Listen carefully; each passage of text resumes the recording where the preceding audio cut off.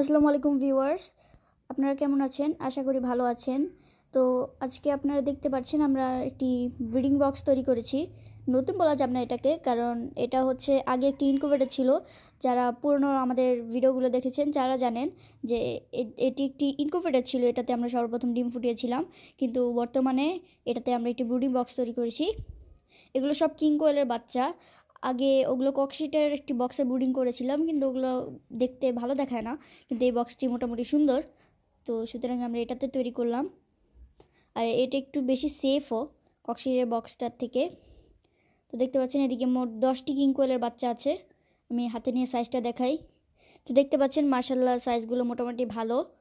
আমরা মাত্রই এই ব্রিডিং বক্সটি সেট করলাম, তেমন কিছু না, জাস্ট হিউমিডিফায়ারের লাইনটা খুলে দিয়েছি আর ফ্যানটা খুলে দিয়েছি এবং নতুন একটি লাইট লাগিয়ে দিয়েছি।